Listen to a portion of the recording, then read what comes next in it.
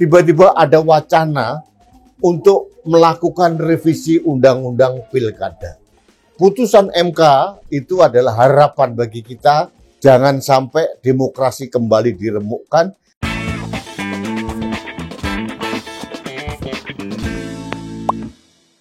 Halo sahabat Main TV, kita bertemu kembali dalam Rudy's Mind.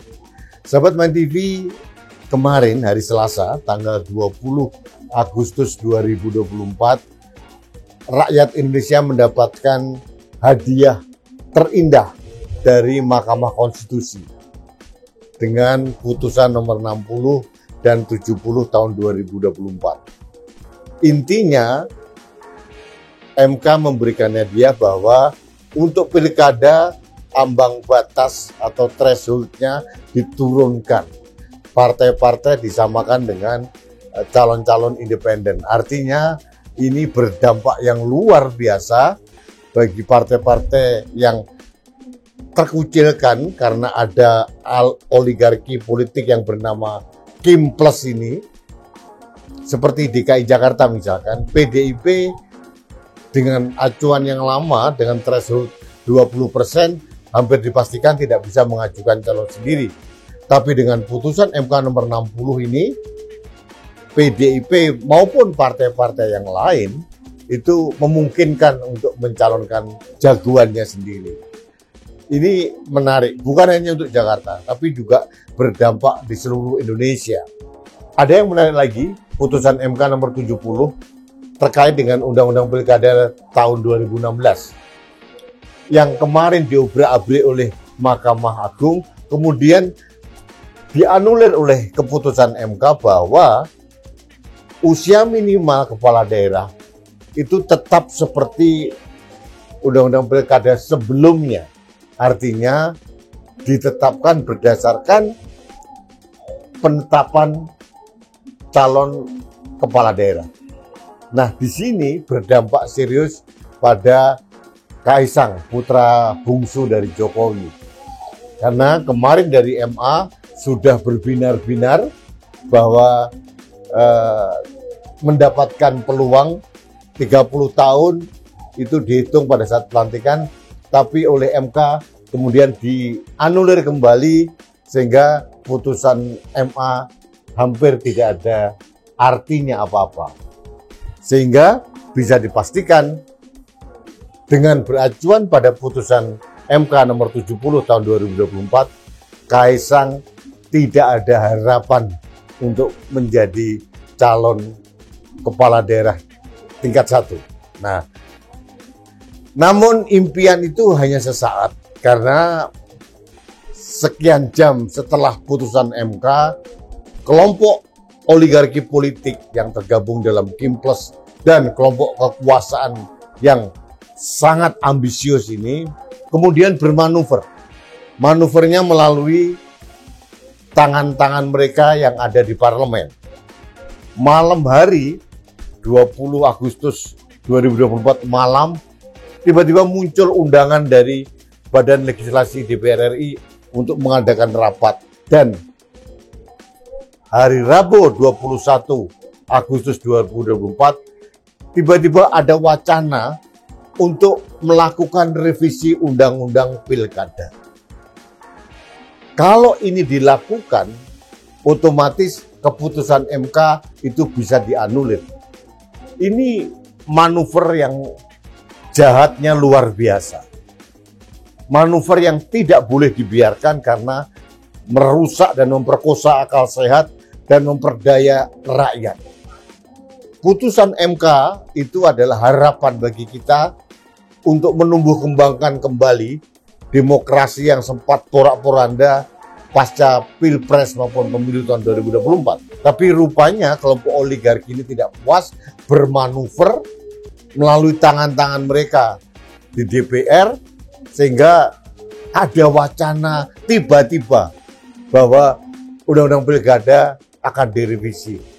Pertanyaan kita, dan mungkin pertanyaan Anda juga, apa urgensinya Undang-Undang Pilkada akan direvisi padahal pendaftaran akhir di KPUD itu akan berakhir beberapa hari lagi. Ini tidak lain tidak bukan hanya manuver jahat dari kelompok-kelompok oligarki itu. Karena apa? Skenarionya ambiar berantakan. Skenario untuk menguasai Indonesia dengan model Kim Plus ini hancur lebur oleh putusan MK. Makanya mereka melakukan perlawanan balik melalui tangan-tangan mereka di DPR RI, khususnya di Badan Legislasi. Ada pertanyaan menarik, apakah revisi Undang-Undang Pilkada itu masuk legislasi nasional atau prolegnas? Tidak. Ini hanya manuver, hanya akal-akalan mereka agar putusan MK bisa diamputasi atau dianulir. Dan pertanyaan yang mendasar berikutnya, DPR itu wakil rakyat atau wakil keluarga Jokowi? Atau wakil pemerintah? Ini lucu gitu. Ini seolah-olah dianggap sebagai hak inisiatif dari DPR untuk merevisi Undang-Undang Pilkada. Kita tidak bisa dibohongi bahwa ini ada kepentingan oligarki yang besar di luar yang menggunakan tangan-tangan mereka di parlemen. Apakah kita harus diam? Tidak. Jangan pernah diam. Rakyat tidak boleh diam, harus melawan. Karena apa? Ini memperdaya demokrasi kita dan akan meremukkan kembali demokrasi yang ada harapan baru melalui putusan MK kemarin. Nah, di sisi lain saya juga berharap Partai Demokrasi Indonesia Perjuangan itu juga gigih berjuang bukan hanya di luar parlemen tapi di dalam parlemen melalui wakil-wakilnya.